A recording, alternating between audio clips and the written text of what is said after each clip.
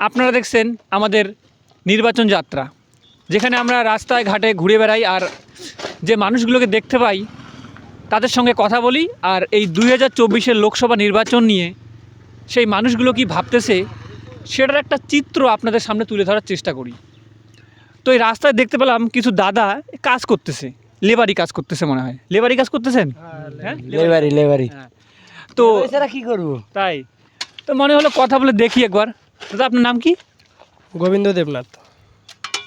আচ্ছা, ঘটনা হলো তোমরা তো ভোট তো এসে গেল, হ্যাঁ, প্রত্যেকবারই ভোট দাও। গত 10 বছরে কেন্দ্র সরকার কতটুকু উন্নতি করেছে?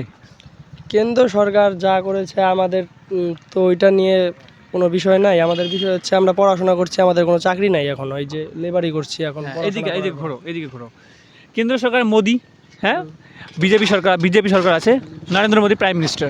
তো সেখান থেকে কি চাকরি বাকরি কোনো করছো? অ্যাপ্লাই করেছি অনেক, কয়বার হয়নি চাকরি। এখন চাকরি সব ঘষে, এখন কেন্দ্র সরকারি হোক আর রাজ্য সরকারি হোক, ঘুষ দিলে চাকরি পাবে আর নাহলে চাকরি পাবে না।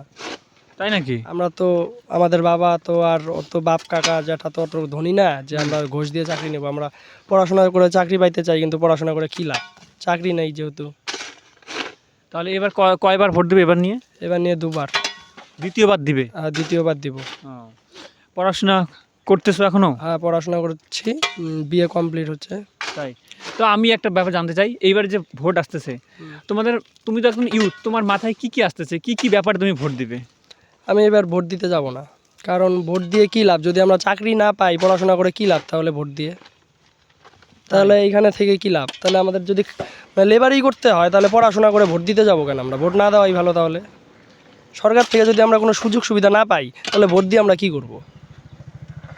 সেটা তো বুঝলাম তোমার রাগের কথা, কিন্তু ঘটনা হলো তোমাদের এত টাকা ট্যাক্স দাও, প্রচুর পরিমাণে ট্যাক্স দাও এই দেশে, তো সেখান থেকে কি কোনো আওয়াজ উঠাবে না যে আমরা এত টাকা ট্যাক্স দেই?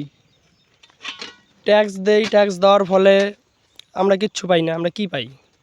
শুধু পাই পড়াশোনা করে যে লেবারি কাজ, তাছাড়া আর কোনো কিছু পাই না আমরা। আমাদের কিছু দেয়ও না সরকার। সরকার দিবে, যারা টাকা দিতে পারবে তাদেরকে চাকরি দিবে। তো এবার কি ভাবতেছো, ভোটের মধ্যে কি সরকার পরিবর্তন করবে নাকি ভোট দিতেই যাবে না? নাকি না, ভোট দিতেই যাব না। ভোট দিতেই যাবে না? ভোট দিতেই যাব না।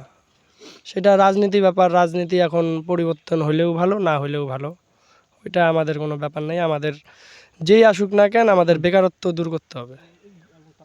সে এখন টিএমসি আসুক আর বিজেপি আসুক, সিপিএম আসুক, যেই আসুক, বেকারত্ব দূর করুক, আমরা ভোট দিতে যাব। কথা দেখ কেউ এসে যে বেকারত্ব দূর করব, আমরা ভোট দিতে যাব। আর যদি বেকারত্ব দূর না করে তাহলে ভোট দিতে যাব না। এই দেশের একটা চরম সত্যতা নিয়ে এই ভাই কথা বললো।